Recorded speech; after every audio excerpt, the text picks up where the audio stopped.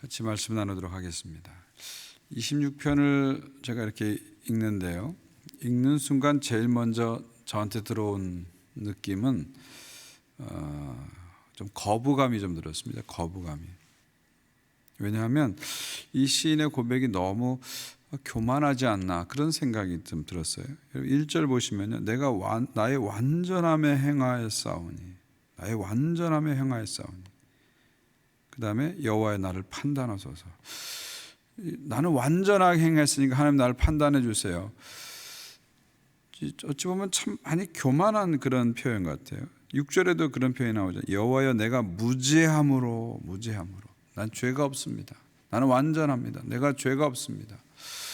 상당히 교만한 그런 표현입니다. 완전함에 행하였다. 영어 성경 보니까 blameless life, perfect life 이렇게 번역을 했더라고요. 나는 흠이 없는 삶을 살았습니다. 완벽한 삶을 살았습니다. 하나님 앞에서 누가 이렇게 말할 수 있을까? 이 시인은 너무 교만하지 않나 그런 인상을 제가 받게 됐습니다. 이 시가 다윗의 시라고 되어 있는데 만약에 다윗에게 이 시를 적용한다면 다윗이 과연 이런 말을 할 자격이 있는 사람인가 우리는 생각해 보게 됩니다. 우리가 잘 아는 대로 그는 인간이 지은 죄 중에서 가장 나쁜 범죄가 섹스 앤 머더 크라임이죠. 그것을 범죄한 사람이 다윗 아닙니까? 밧세바를 범하고 그의 남편 우리아를 죽인 사람이 다윗이죠. 이 시를 지을 자격이 다윗에게는 없습니다, 사실은.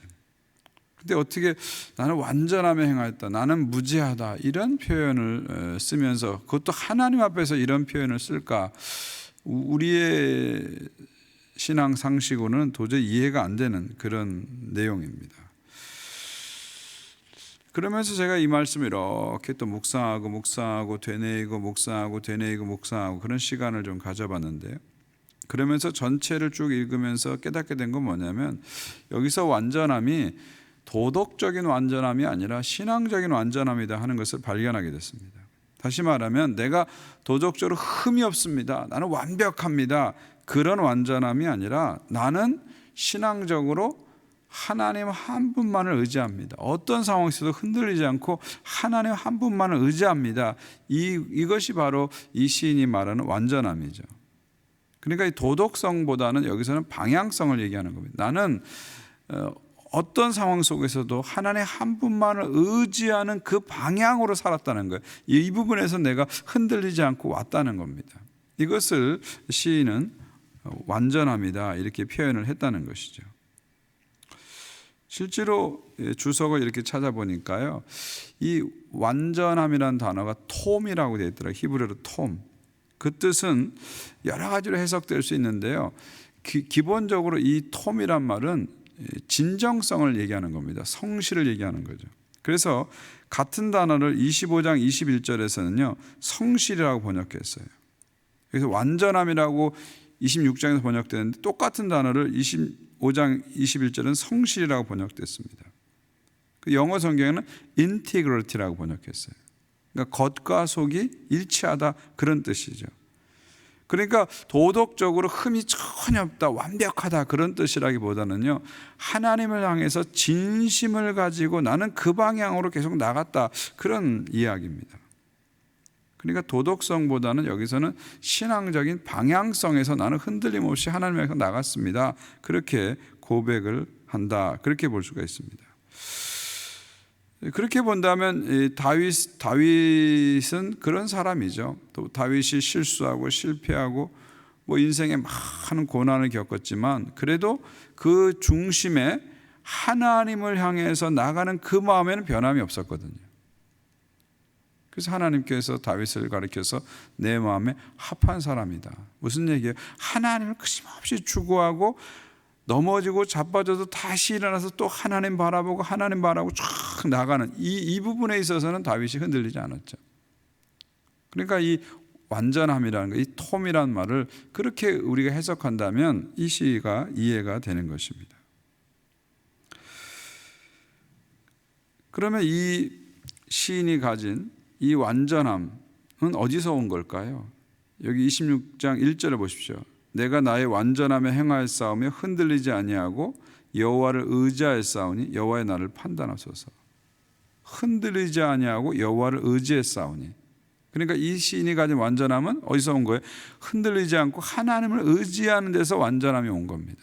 나의 행위를 통해서 완전함이 온 것이 아니라 흔들리지 않고 주님을 의지함으로 거기서 온전함이 온 거죠. 그 방향을 향해서 계속 달려갔다는 겁니다.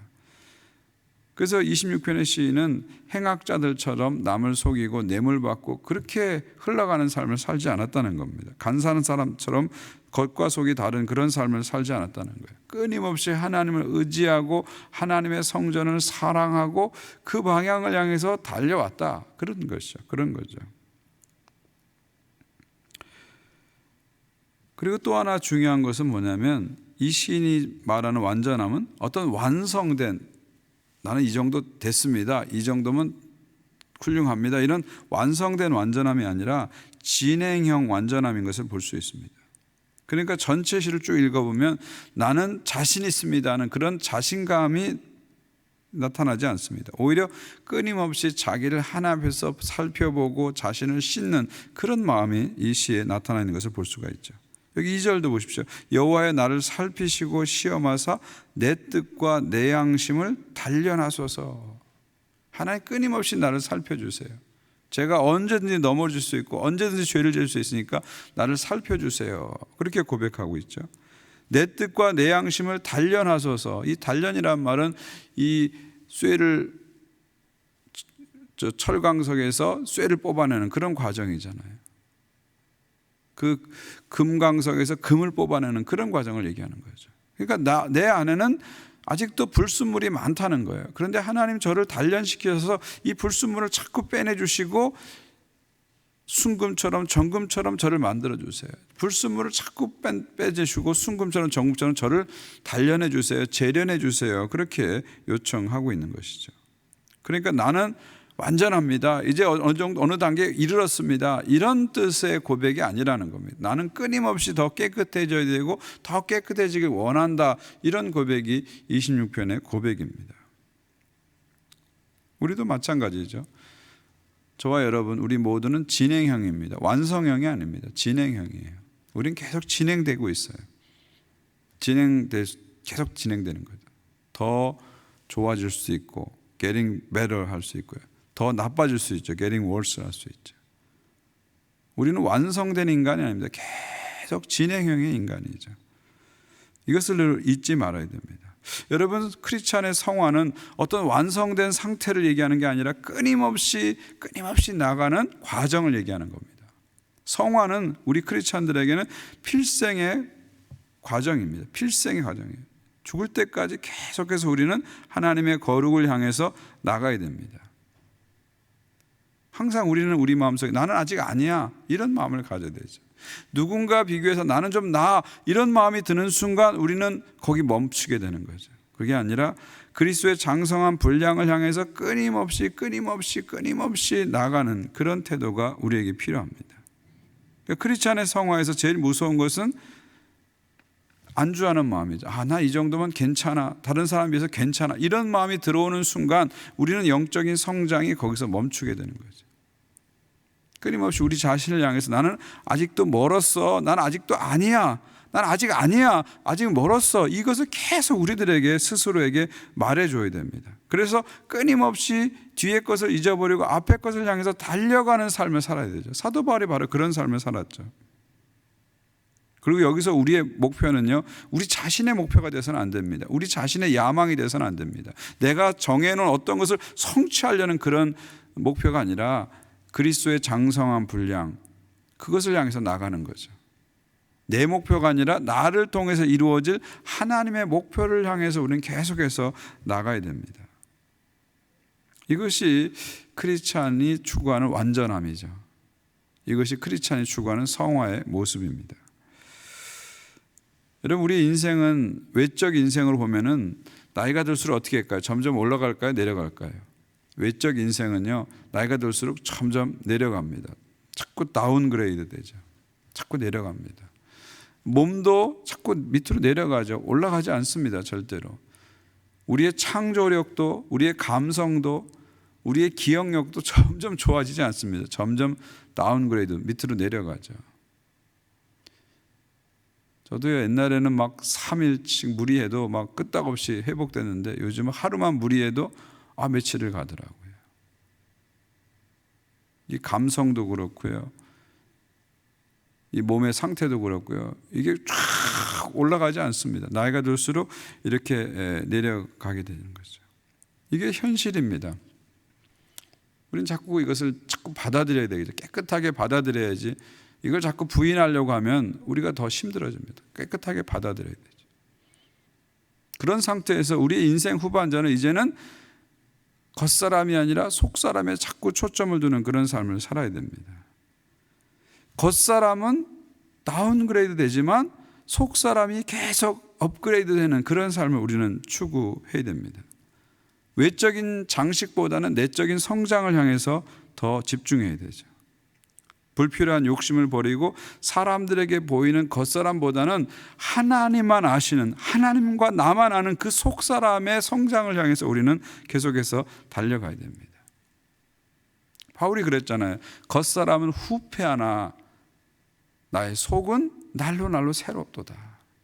이게 바로 그런 거 아닙니까? 겉사람은 바울도 예외가 아닙니다. 아무리 바울도 예외가 아닙니다. 바울도 겉사람은 후패하다. 나이가 들수록 겉사람은 낡아지는 거예요. 그건 누구도 부인할 수 없는, 거부할 수 없는 현실이죠. 그러나 나의 속은 날로 새롭도다. 속사람은 자꾸 리뉴되는 거예요. 새로워지는 거예요. 점점 새로워지는 거예요. 그러니까 우리의 인생의 방향이 겉사람을 업그레이드 되는 것이 아니라 속사람을 자꾸 업그레이드 시키는 쪽으로 우리 인생의 방향이 나아가야 한다는 그런 얘기죠. 여러분, 김영석 교수님 아시죠? 그분이 1920년생입니다. 1920년생. 그러니까 올해로 하면 만 100세가 되시는 분입니다. 그분이 쓴 책 중에 100년을 살아보니 이런 책이 있어요. 제가 제목이 참 재밌어서 한번 쭉 읽어봤는데요. 잔잔하게 잘 쓰셨더라고요. 거기 이런 글이 나옵니다.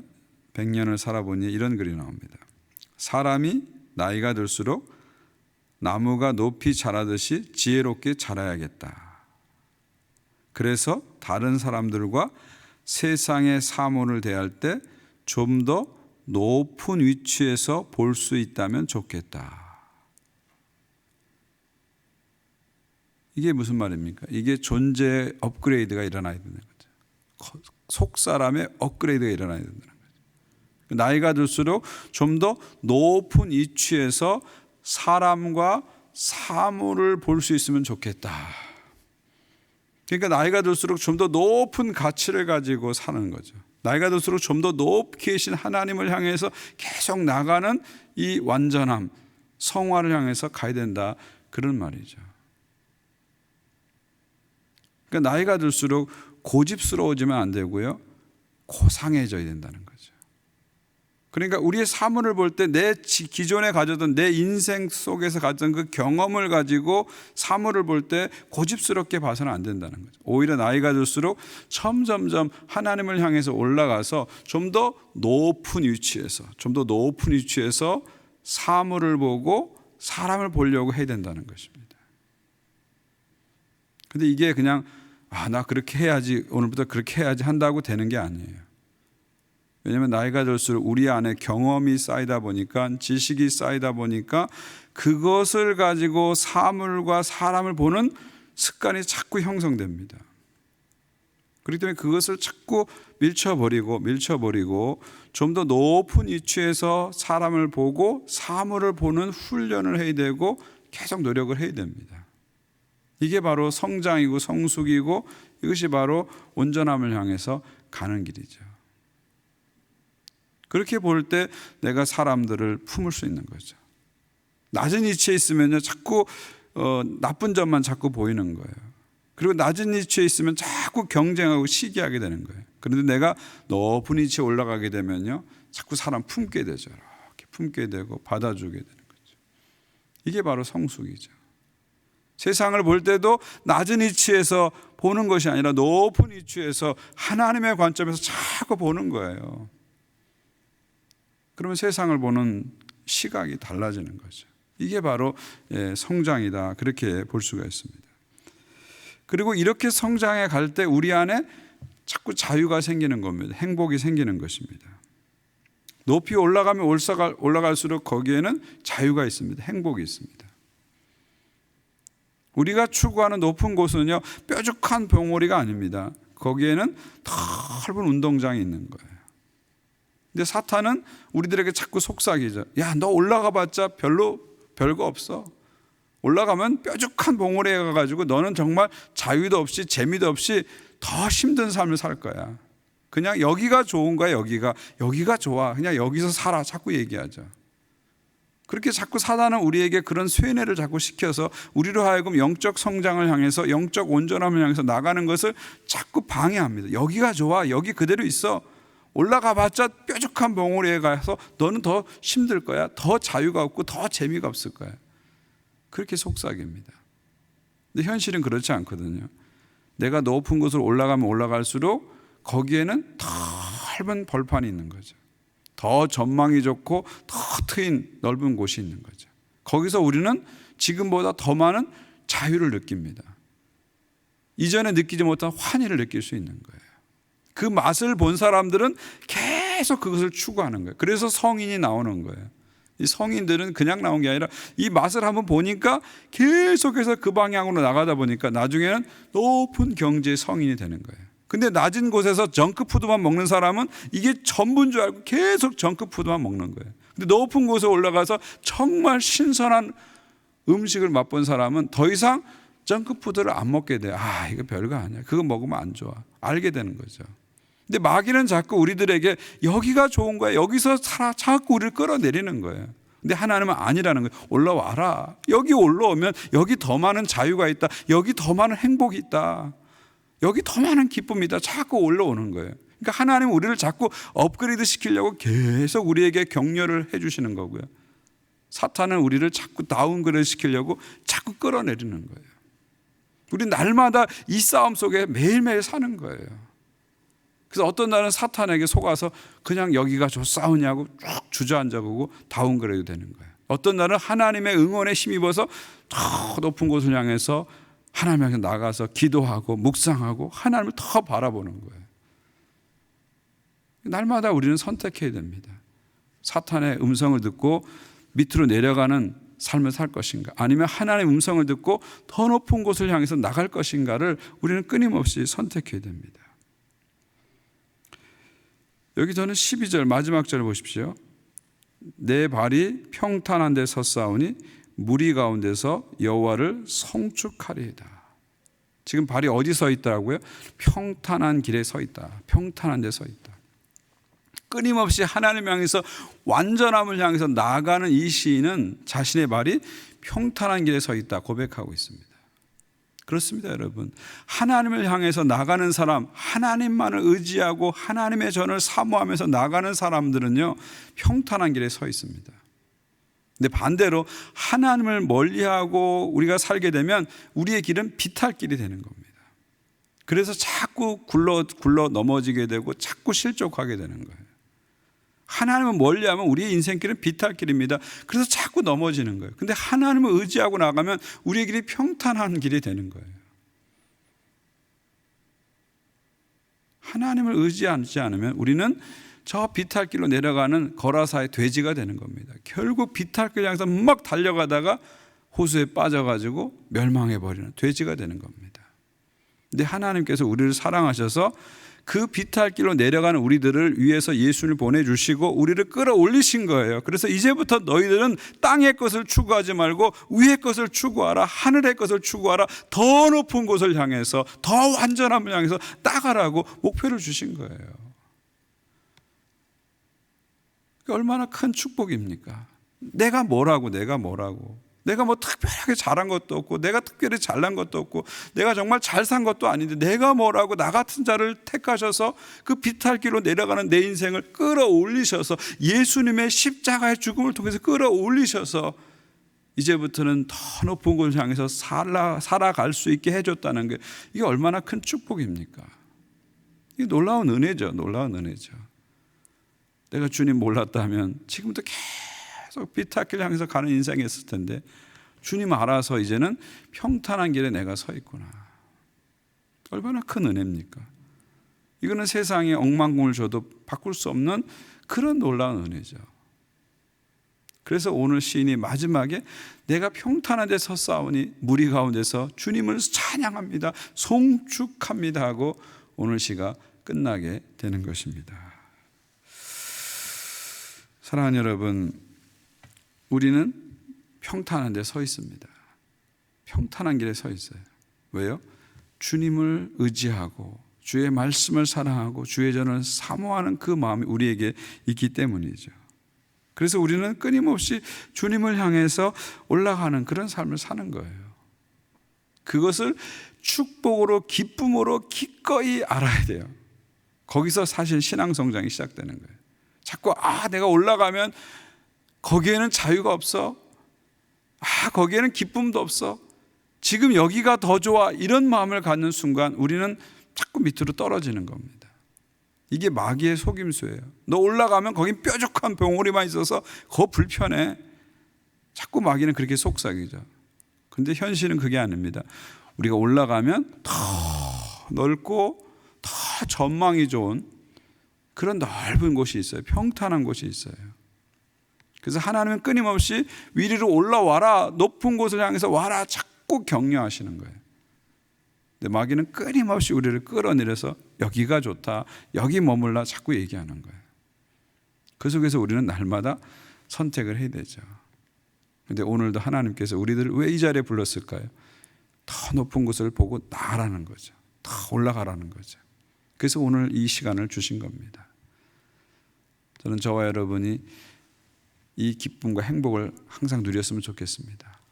비탈길로 가는 내 인생이 하나님을 의지함으로 예수 그리스도를 믿음으로 평탄한 길에 서 있구나.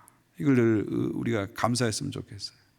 그리고 여기가 좋사오니 이걸 자꾸 부인하면서 더 높은 곳을 향해서, 여기가 좋사오니가 아니라 더 높은 곳을 향해서 끊임없이 나갔으면 좋겠습니다. 그래서 우리 안에 지금보다 더 많은 자유가 생겼으면 좋겠어요. 지금보다 더 많은 기쁨이 있었으면 좋겠어요. 그리고 사물과 사람을 자꾸 높은 곳에서 보는 그 여유가 우리 안에 생겼으면 좋겠습니다. 저는 이것이 신앙생활하는 맛이라고 생각하고요, 신앙생활하는 능력이라고 생각합니다. 여러분, 예수 믿는 능력과 기쁨은 여기서 나오는 겁니다. 그냥 우리가 예수님 믿어가지고 세상적으로 잘 되고 막 얻고 이게 아닙니다. 예수 믿는 정말 기쁨과 능력은 바로 여기서 나오는 거예요. 비탈길로 가던 인생이 더 높은 곳을 향해서 나가는 그 인생으로 바뀌는 것, 이것이 참 기쁨입니다. 그리고 그것이 하루하루 조금씩 성장해 가면서 느끼는 그 맛, 성장의 기쁨을 누리는 거죠. 그리고 마지막에 주님 다시 오셨을 때 우리가 영광스러운 몸으로 신령한 몸으로 변화돼서, 주님과 같이 변화돼서 그 상태에서 영원한 기쁨 속에 살아가는 것이 우리의 최종 소망이죠. 오늘도 이 소망을 가지고 주님의 온전함을 향해서 달려가시는 하루가 되시기를, 또 여러분의 남은 인생애가 되시기를 주의 이름으로 축원드립니다. 기도하겠습니다. 한 1분 정도 잠시 오늘 들은 말씀을 우리가 좀 마음에 새겼으면 좋겠습니다. 그냥 흘려보내지 마시고요, 오늘 아침 나한테 하나님 말씀하셨구나, 나한테 필요한 말씀 주셨구나, 그렇게 느껴지신다면요, 그걸 마음에 한번 깊이 한번 새겨보시기 바랍니다.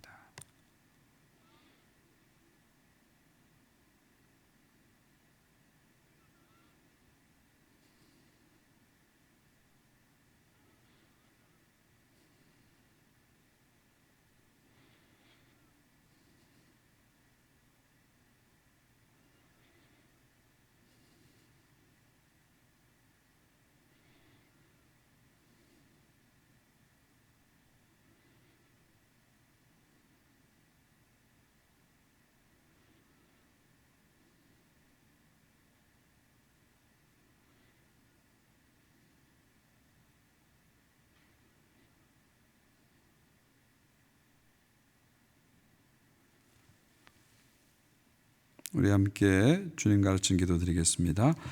하늘에 계신 우리 아버지여, 이름이 거룩히 여김을 받으시오며 나라가 임하옵시며 뜻이 하늘에서 이루어진 것 같이 땅에서 이루어지이다. 오늘 우리에게 일용할 양식을 주시옵고 우리가 우리에게 죄 지은 자를 사해 준 것 같이 우리의 죄를 사해 주시옵고 우리를 시험에 들게 하지 마시옵고 다만 악에서 구하옵소서. 나라와 권세와 영광이 아버지께 영원히 싸움나이다. 아멘.